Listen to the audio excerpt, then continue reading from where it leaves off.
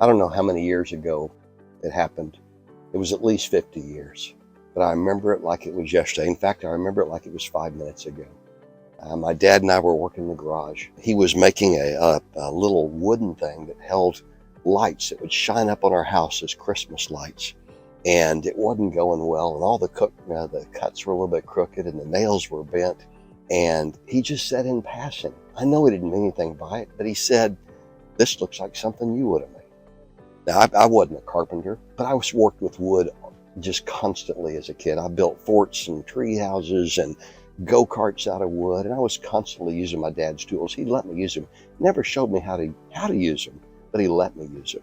And I didn't fancy myself as some great carpenter, but it was something I really enjoyed. And that single sentence, "This looks like something you would have made," cut through me like a sharp, rusty knife. My heart just stopped beating for a moment.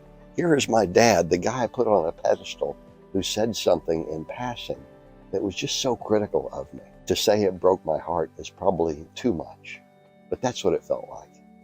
And what that taught me now, over 50 years later, as clearly as I can remember it, was my job as a dad is to be an encourager, to be my son and my daughter's biggest fan, to constantly be there for them and constantly know what to say as opposed to what not to say. My dad wasn't an angry man, he wasn't a bad man. But in that moment, and with that single sentence, again, here I am 50 years later, remembering it like it was just 5 minutes ago. I can't be an unintentional dad.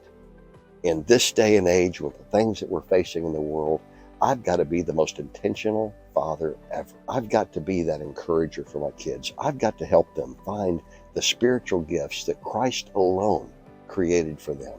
I've got to find the one thing that they are so gifted at and help them to take that gift and to share it with others.